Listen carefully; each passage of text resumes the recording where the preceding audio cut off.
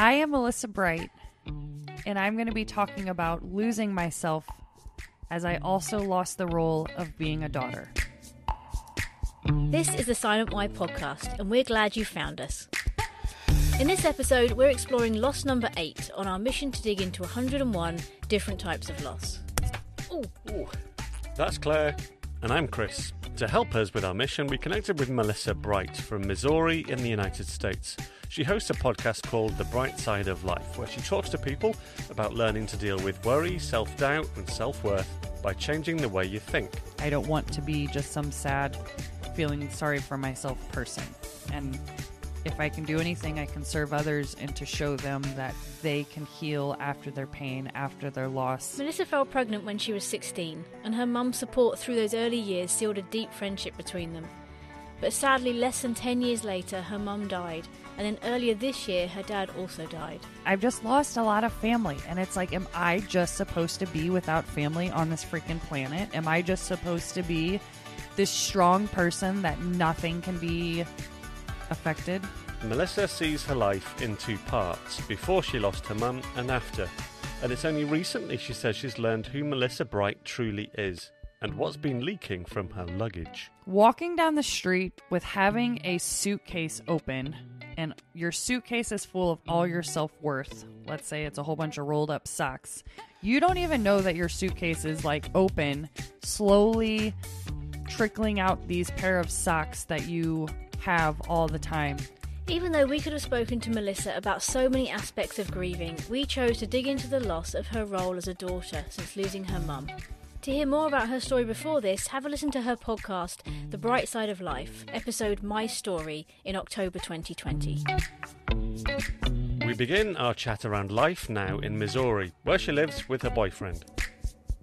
I am the host and creator of the Bright Side of Life podcast, and I bring that up because that is literally what I do all day, every day. I am a full-time podcaster at this point, without the full-time pay, if I can just note that.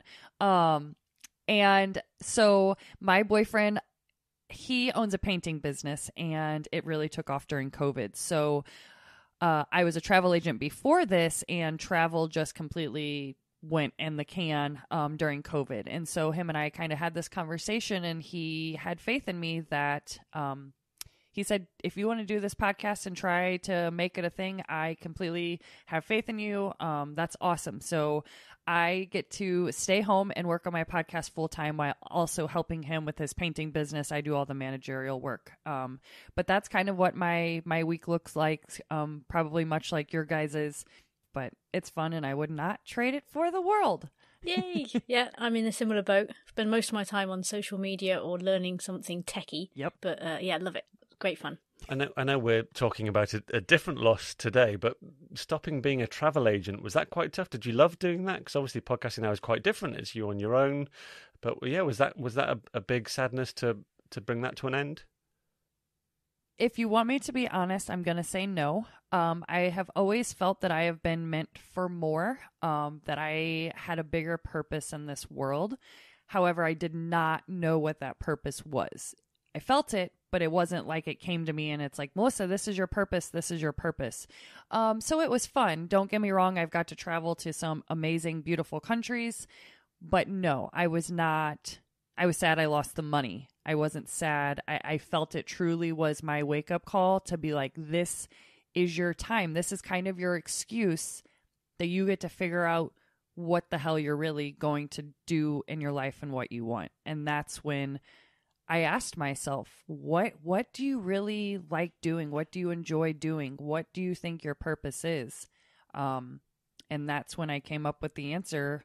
It sounds so simple. I like having deep conversations with people. And can it be as simple as that answer? Well, I feel like now that podcasting is such a big thing, it absolutely can be a simple answer of, yeah, I mean, look at Oprah Winfrey. What does she do? She has deep conversations all day, every day. And yeah, that could be my answer. And so, no, I don't. I feel like who I became when I started podcasting was a different Melissa. I told myself that I was no longer going to be fake on social media. In terms of fake, I mean, I was always real, Melissa, but I wouldn't post real vulnerabilities, like struggling with my mental health or struggling with, I'm ashamed that I have $80,000 in college debt and I never finished college. Like these things that really made me ashamed of myself that you just don't bring up on social media. I stopped all that. I became the real Melissa. I talked about everything that I was ashamed of. And through that, I have had so many people reach out to me thanking me for me being vulnerable, because it's almost given them permission to open up themselves. Maybe personally, maybe just themselves, like asking themselves questions, or it could be on social media if they so choose to become vulnerable on social media. But I sincerely feel like I'm finally getting to the point where I am 100% honestly the real Melissa that I've been waiting to be, and not caring if people, they either are going to like me or not like me, but I'm going to be real and talk about what I want to talk about. Gosh, how do you know, just based on that, how do you know that this is me being real? What are some of the main ways that you just really feel like you've come to life? I opened up a lot about how much my mom's loss really did affect me in terms of my mental health, my debilitating anxiety. On social media, you compare yourself so much to the people that have the big houses and the wonderful marriage. And that's something that I haven't had either of those yet. And I was never upset about the marriage, because I had my daughter when I was 16, and I actually pride myself on not marrying the first person that came along in my life, or even her dad when we weren't a great fit. But society puts all these pressures on you that you should be married by this time and have this white picket fence and this perfect job. And that's just not how my life has played out. And for a long time, I felt so guilty about that, when I was truthfully not in control of half of these things. I had no control that I was going to lose my mom at the age of 25. That would send me on a spiral. Like, she died 2 weeks before my senior year of college. I think it was my senior year. I didn't go back. I could not go back 2 weeks after I just lost my best friend, who I was so not expecting to lose. And then life just kind of happened. And for so long, I thought it was a bad thing. And now I truly believe that life happens the way that it's supposed to, in the right time that it's supposed to. Sometimes that's so easy to believe, and other times you're like, God, this sucks. But I'm trusting it more now. And yeah, with just people messaging me and saying thank you, and I appreciate what you're doing and what you share, and that's given me an opportunity to open up and question myself. It's just been awesome, and I'm so grateful for that. Why don't you go back to that a bit then, and tell us about losing your mum, and what life was like back then, and where you were with your life stage. You said you already had a daughter, so what that looked like, and then what happened for you to lose her. Yeah, so to back it up, before I had my daughter at the age of 16, obviously not planned, but my mom and I were always close before that. But once you are 16 years old and your mom just finds out that her daughter is pregnant, there is no more hiding. There's nothing left to hide. Like, now she knows it all. And that really got us into a closer bond. When I had my daughter, we lived with her forever until I moved out at like 17 or 18. And my daughter was the first grandchild. My brother had not had a baby yet. And so we really formed this super close bond. She was at my parents' house every weekend because I was working weekends, still in school, went to college, worked in college full time. So my stepdad and my mom and my daughter's other grandparents played a huge role in her life when she was little, because when I was working weekends. And so when I was 25, my mom went to the hospital because her lung collapsed. And she was in the hospital for about 3 to 4 weeks during Christmas. She literally got out like 3 days before Christmas. And they told her that she was diagnosed with COPD, which is chronic obstructive pulmonary disorder from smoking most of her life. And basically, she was diagnosed with that in December and gone in August. It went really, really quick for her. And she had made the decision that she was going to go on hospice. I'm assuming that, the doctor said that it was not looking hopeful, so on and so forth. But that's a really hard pill to swallow, whether you're, I always ask, I'm like, would it have been better if I hadn't have known she was going to die? Because now you're faced with this. I was told this in around July, that she was going on hospice. Do I have her for 2 more months, another year, another 5 years? What are we working with? Obviously, it was only a month after that, but that's really, really hard to know. And so, yeah, losing whom was my best friend for sure was extremely hard. And it was extremely hard on the other fact that was my support system in every way because of my daughter. And here she was now 10 years old, and I'm about to go into the hardest years of my life raising her without my mom and my mom to tell me, do this, don't do this, And so I was really, really scared. So I was different in that way. I feel like after I lost her, I lost a lot of who I was. But that's who I was before. And of course, I was happy. I was naive. Like, I never thought in a million years that I would be losing my mom at 25. And that takes a lot of your naiveness, if that's a word, away. It really does. And you realize that the world is, I don't want to say cruel. I don't like to be in that mindset, but it really puts things in perspective really, really quickly. And I myself would have liked to stay naive a little bit longer than 25. On reflection, being a 25-year-old and facing that loss, how did you react? Yeah, so I cried. I was really upset. I told myself that she was no longer in pain because it was really bad to see her the last, couple weeks not being able to breathe, all of that stuff. And then really I pushed it down completely. Like, I was a server. I stayed busy. I worked all the time, constantly. And I really feel like I pushed it down and didn't deal with it. Here I thought I was, I'm doing good. Like, I don't sit here and cry about my mom all the time, 24/7. Well, that's because I think I went to the opposite end of the spectrum and I just didn't deal with it at all. And you can't do that because I promise you at some point in life, it's going to come back on you. And it did. And that took 10 years, but it did. Yeah, I can imagine it's quite detrimental on a loss of that scale because it's a huge bereavement and it shifted your whole life. So pushing that down probably didn't go well for you, I'd imagine. Right. Long term.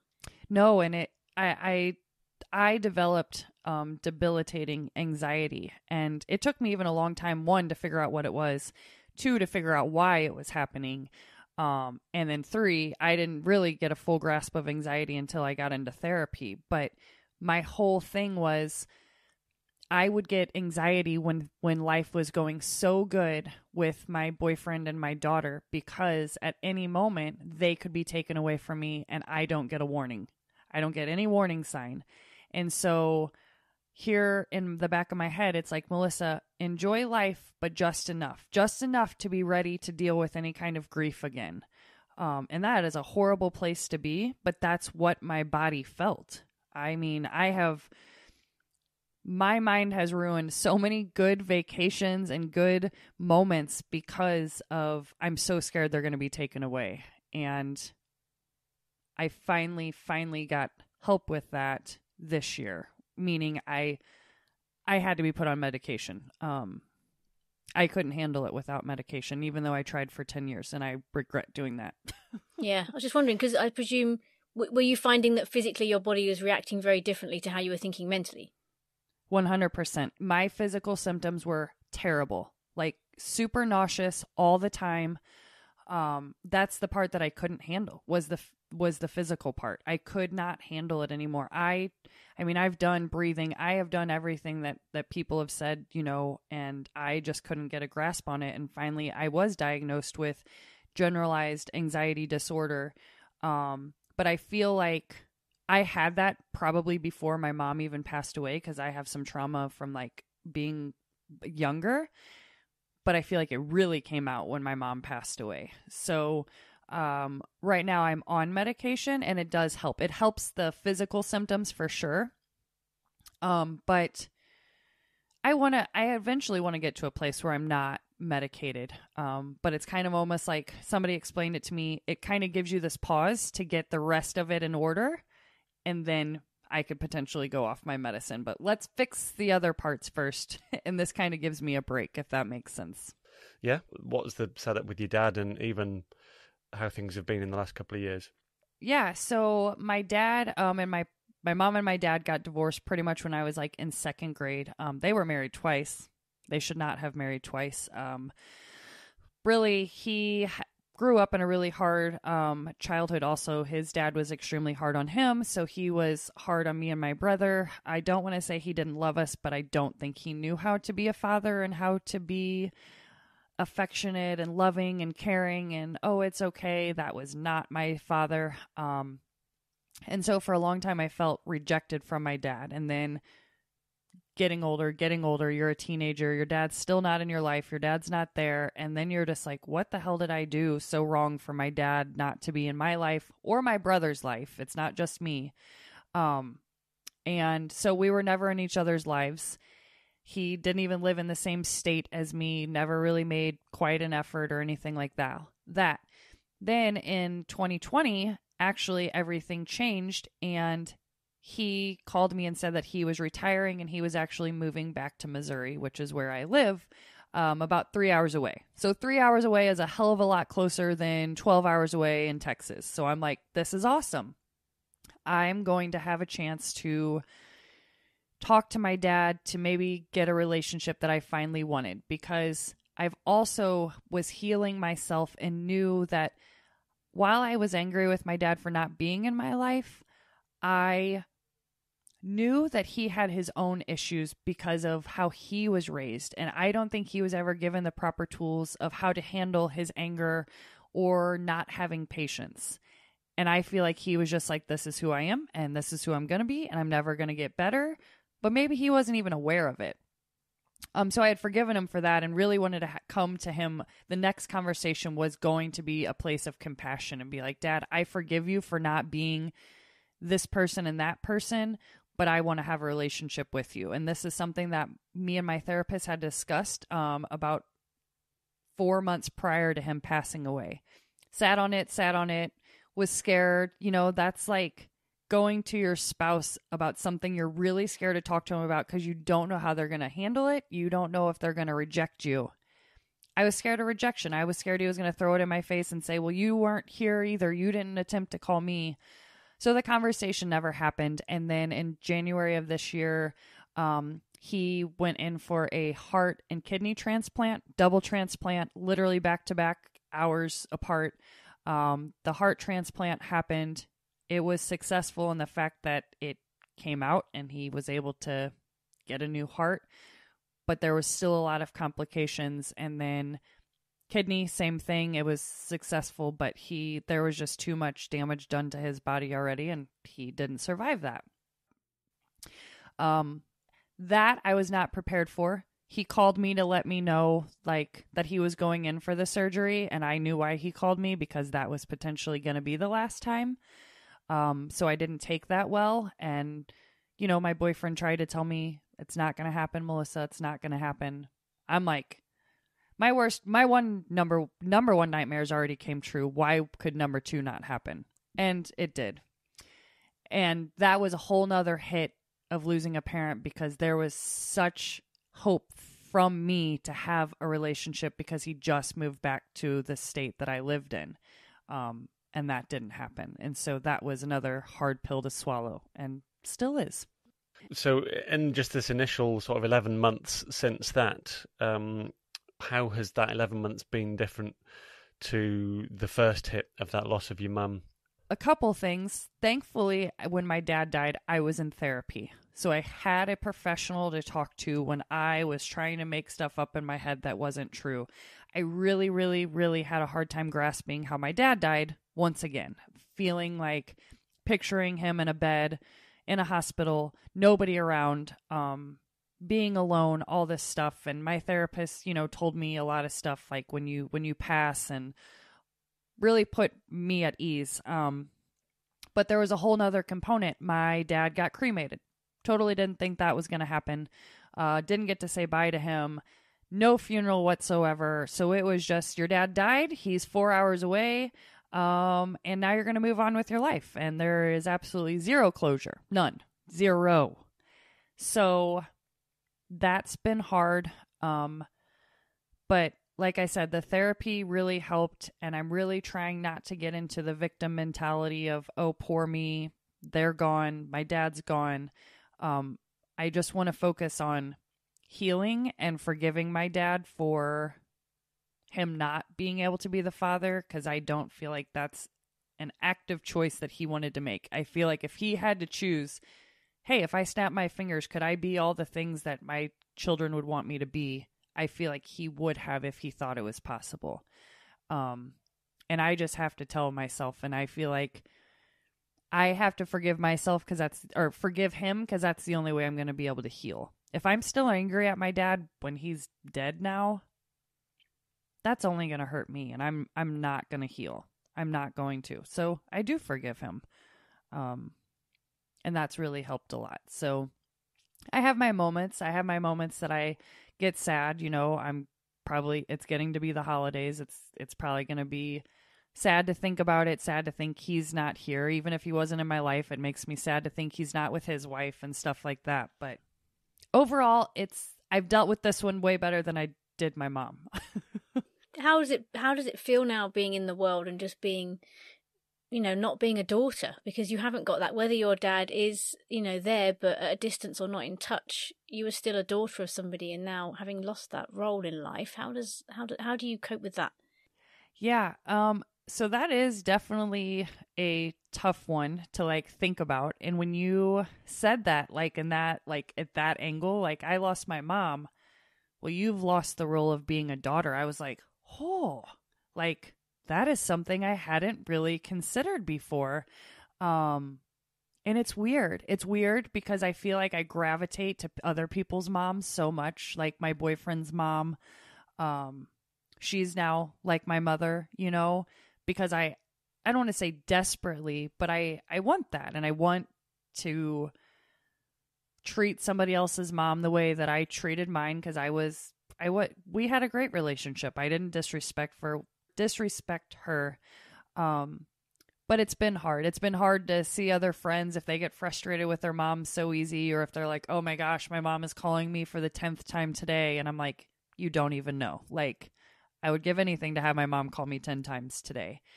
So, it's hard. It's hard. I still have my stepdad who she was married to. He's still in my life. So I'm grateful for that. And he still considers me his daughter. So I am grateful to have him. And I feel like I'm still his daughter, so that has helped also. You have a daughter. How do you think that she has witnessed you having to process, having to grieve? What would she, if we asked her what's it been like watching mum grieve, how do you think she'd answer that? Oh, yeah. So I have been asked this question so many times, and it's such a great question, but unfortunately, I don't even know how to answer it. So whenever my mom passed away, my daughter had a dad, obviously, and he was just getting back from the military from Germany, and he really wanted a chance to help raise my daughter. And at that point, we had no bad blood. He was just gone from the military forever. And so he's like, let me have a chance to raise Trinity, so on and so forth. And that involved her moving to Colorado from Missouri. And at that point, I felt like that was in both of our best interests, because I didn't want my daughter to see me grieve and be so upset about my mom. So she went to her dad's actually for 3 years. Of course, I saw her on holidays and stuff like that. I think as I got older, she saw it affect me a little bit more. Now I'm obviously open about it. She knows how I feel, how it's made me feel. She's seen my anxiety. And there's some generational curses that I don't want to bring up. I don't want her to have also. So she's very much in the mental health field just as much as me. She's been through therapy since she's been a sophomore in high school. So she has seen me hurt, but I feel like she has also healed in ways as well. So I feel like it's been okay. But I feel like I do need to go ask her this question. I'll be like, I have been asked 4 times now how you thought I dealt with my mom's grief, and I need to know how you thought I dealt with it. Yeah, so well, certainly doing the podcast that you do and having these deep conversations about loss and grief, and quite often that we find the feedback that we get is from people saying it's so important to have these conversations that you don't hear them all the time, and it's encouraging people to empathise, to go a bit deeper, to join people in their sadness. So on the one hand, you're wanting to make that something that you can actually bring your daughter into, while at the same time thinking, well, what sort of distance do I want her at? 'Cause I want to protect her, I want to protect myself. How close do I want her to be into the big, snotty, crying mess that I am, or the down, the sad, whatever it is. So it must be confusing to know what distance to hold them at what times. It is, and sometimes I feel like she has a better grasp on her emotions than sometimes I do. Because like I said, she's been in therapy for sophomore year. So going on 5 years now. I was only in therapy only since last year. And so she has been through a lot of this stuff. So almost to like, I envy her for learning about all this stuff. And she originally did not have a choice to go. There's backstory to there.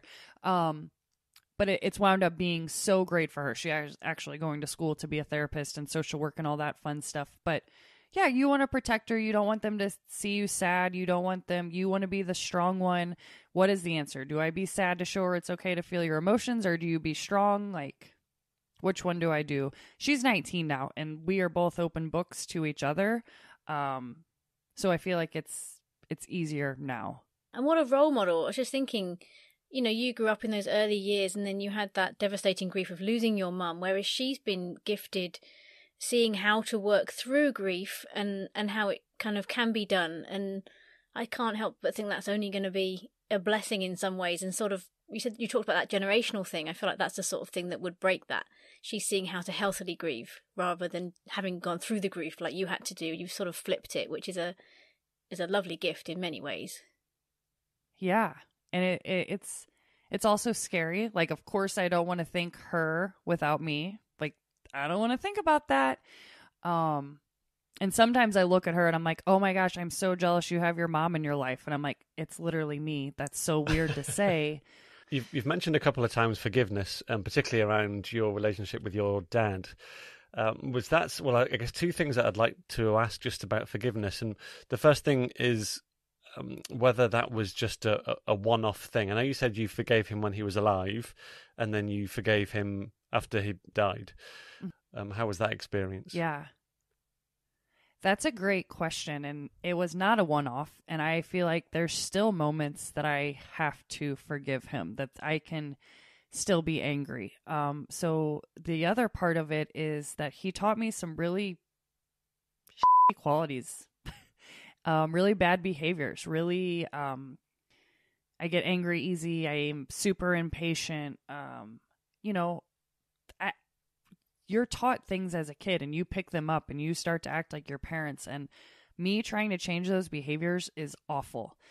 Awful. And my brother, who is a 43-year-old man now, he's worse than me because he is the man. And I really, really get mad at my dad a lot still for those behaviors that I have. I know that I'm responsible for changing them, and I am. I know that. But that stuff does not happen overnight. Every single conversation that you have with another person could be a trigger for you to get sensitive, to get angry, to be impatient. So that's every different conversation. And so I still have anger with my dad there because he made me who I am. But in other ways, there are other times that I have to remind myself, Melissa, how do you think he was raised? He had a dad who had literally 3 sons, all boys, grew up on a farm, had to do stuff all the time. He was really hard on all of them. he was taught exactly what he is doing to me now. So whatever you're taught. So no, not a one-off. Still forgiving him for certain things. Still mad at him for certain things. But at least I'm aware now. You know, I'm like, Dad, I'm pissed at you for making me this way. But hey, I'm working on it. I'm working on it. That feeds into the second part of the question quite nicely because of how it makes you feel. What about forgiving yourself? Oh, yeah. And I've had to do that because along this journey of losing my mom and losing my dad now, I lost a lot of my self-worth because, and that's something that I didn't even realize. It was like walking down the street with having a suitcase open and your suitcase is full of all your self-worth. Let's say it's a whole bunch of rolled up socks. You don't even know that your suitcase is like open, slowly trickling out these pair of socks that you have all the time. And over these last 10 years, I have lost my self-worth because you have that one person who was for me, my mom, that you always go to. Mom, am I doing this right career change? Am I doing this right thing? Should I be with this man? Should I, whatever it is, you always want to go to that one person just to have that validation or to say, no, like, don't do that. I haven't had that. I have my friends, but there's nothing that can replace a parent that no matter whether they had their own issues, you still look up to them. And so losing my self-worth it was really, really hard. But I've had to forgive myself for that because there was a reason why I did. And now I can look back and look at that and be like, this is why. But since I do feel like I am I don't want to say the only person. I have my daughter and I have my boyfriend, but I feel like I've been abandoned a lot in my life, not by choice. And so I have to love myself because at the end of the day, if I'm the only one left, I have to rely on myself. I can't hate myself. I can't do all these things because that's going to make for a really crappy relationship with yourself. And when you don't love yourself, you don't want to invest yourself. You don't want to go for your dreams. You don't want to do that. And I'm done with that. I don't want to do that anymore. So I have forgiven myself, yes, but sometimes it's hard. And sometimes it's like, why am I even forgiving myself? I did not choose this. But yet here we are, right? Yeah. Well, collecting socks from the pavement and putting them back in the suitcase. Sounds yes. like a fun activity. Oh my gosh, you got to go find them all. When you look back, because obviously it feels like you've had a lot of losses, whether you've recognised them as losses or not. You know, not just with your mum and your dad, but obviously having a daughter so young, I'm guessing there were losses that came into that, even if you weren't aware. And then obviously I know on your podcast you said you'd moved home a few times and you've had different situations like that. There's a lot of losses. When you look back over it all, is there one that stands out, one period of time that stands out as like the worst period of time that you went through? And is it surprising which one it is? Is it your mum, or are there other areas that were difficult? It would be the overall loss of myself. I feel like that because that was the hardest one to get back was me. To think about the last 10 years and what I've done, and it's just crazy that when we're all young, I guess even at 25, of course, like I had my daughter when I was 16. Okay, that was the one thing society like, okay, you're not supposed to have kids at 16. But then it's like, okay, I'm going to go to college. I'm going to get the dream career. I'm going to work the 9 to 5. I'm going to do this. And like all that crap went by the wayside. And I started feeling like you just lost yourself. You lost yourself. And like, I'm done with that because I feel like maybe that's exactly where I was supposed to be. Maybe I wasn't supposed to finish college. Maybe I wasn't supposed to have a 9 to 5. And I've accepted all that. But I lost a lot of myself in that because I didn't have that go-to person to just tell me. And I don't know if anybody out there like that is listening can literally say, I see what she's talking about, because I literally call my mom to like ask her if I should get a vanilla or chocolate shake, like from the most minute things to the biggest problems. you have that one person that you go to for just to seek comfort, to seek validation, to hear their opinion. And when you don't have that, it's like literally you're navigating this world, and it's scary. And because you don't know, you're like, I have no idea if I'm doing this right, so I need somebody else to tell me I am. But I'm happy that I have found myself again, because I do not want to lose her again.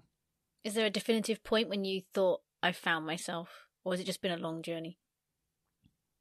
It literally was when I started my podcast, and when I found my purpose, and when I asked myself, what is my purpose in life? What do I enjoy doing? It was like a culmination of everything. The therapy that I started, the podcast I started, the conversations I've started with people, the experts that I've talked about or talked to in mental health. It literally has been the last year has been the most eye-opening experience. It was the little self-care that I started doing for myself, small investments that I would do in myself, doing things that scared me to tell me, see, Melissa, you can do it. You don't need anybody else to show you this or whatever. Yeah, but it's been an amazing journey. With the sadnesses and the challenges, the trials of the various losses that you've experienced, can you start to see things that have come out of them, where there's been good and joy and hope and things that have come out of the bad? For a long time, I couldn't, but now I do. And that literally is taking the initiative to heal is so important. Because for 10 years, I didn't heal. For 10 years, I just put all of that down, either didn't think about it, felt sorry for myself, felt like I was just going to be another statistic and be not successful and struggle with money and all this stuff. And now I'm just like, no, Melissa, you are in control of all of this. You're in control of mostly everything. At least where you want to be, how happy you want to be, how sad you want to be, whatever it is. And I have finally found that again.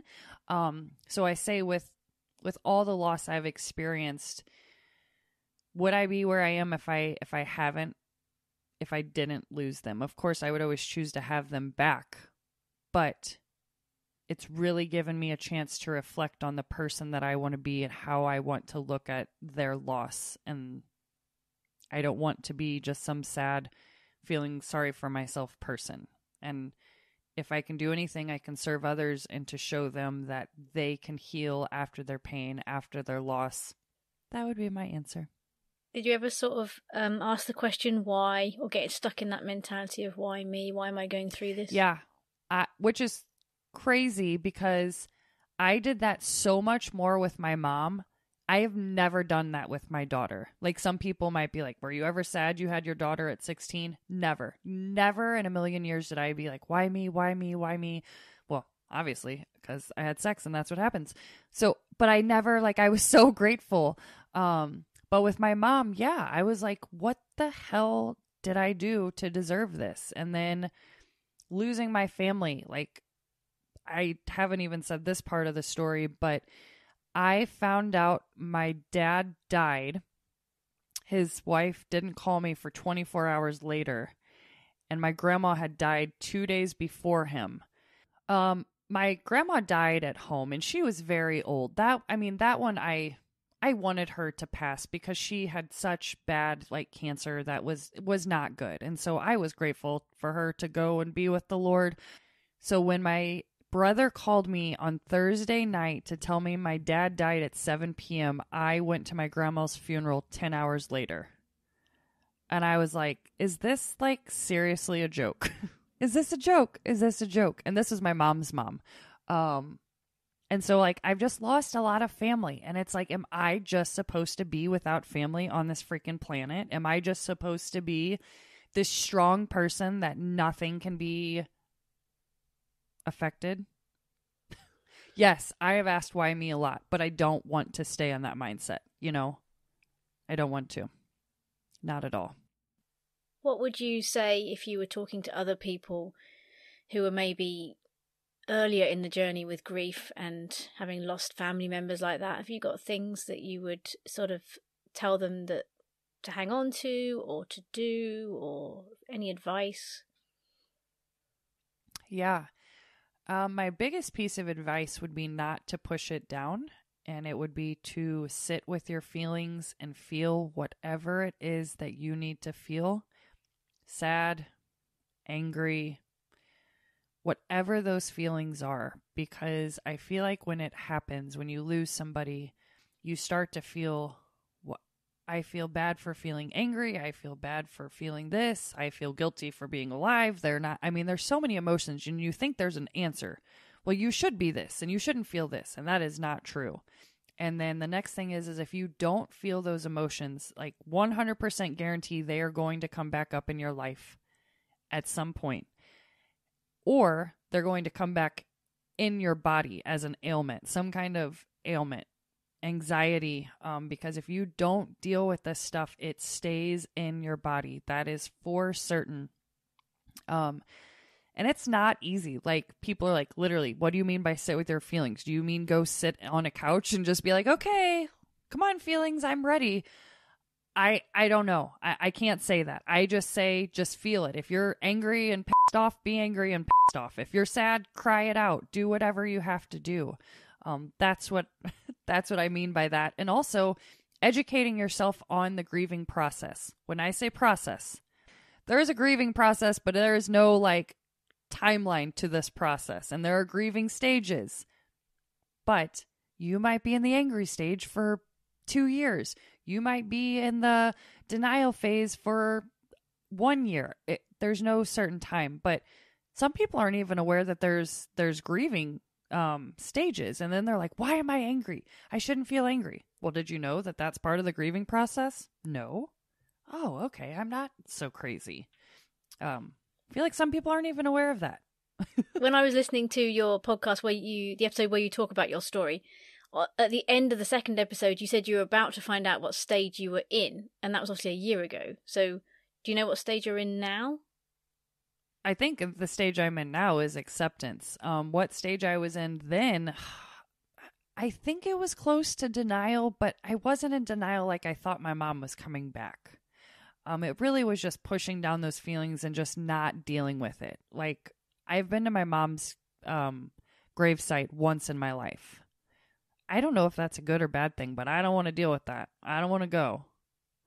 That's just not something I want to do. I don't know why. I don't know if that's more permanent. That's just another reminder she's really not here.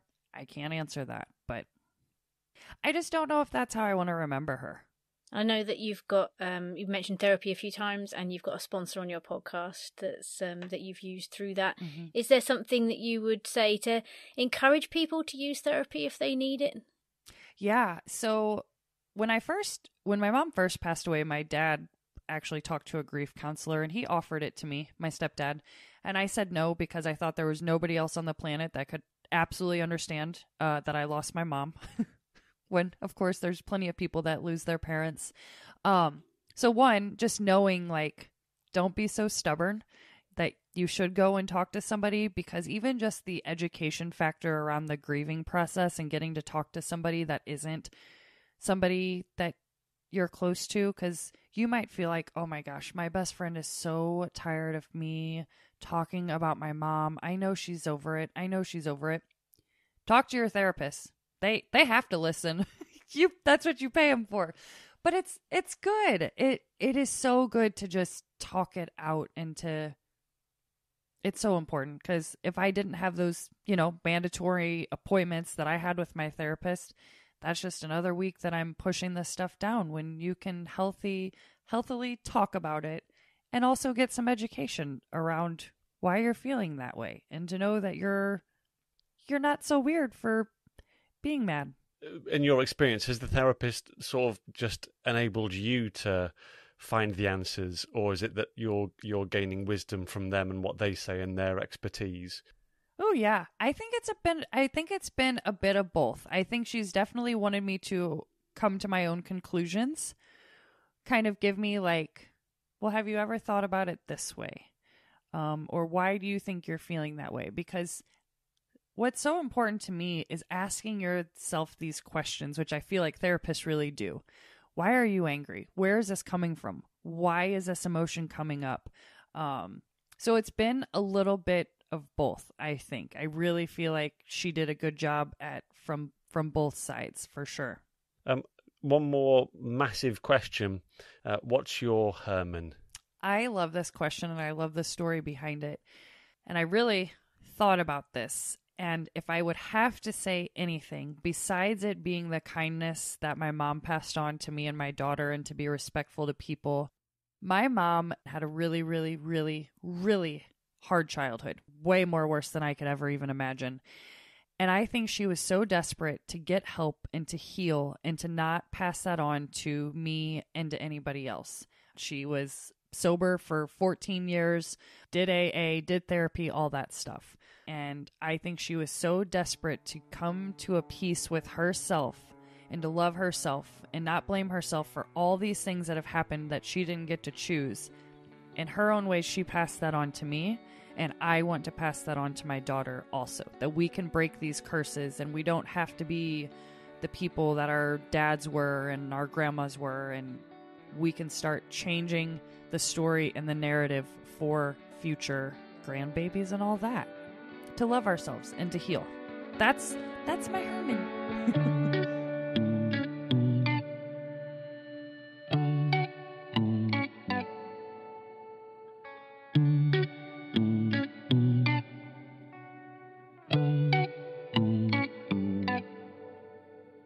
We're loving the analogy of the rolled up socks falling out of the suitcase. Melissa, thank you for sharing a bit of your story with us and others. We'll pop a link to her podcast, The Bright Side of Life, in our show notes.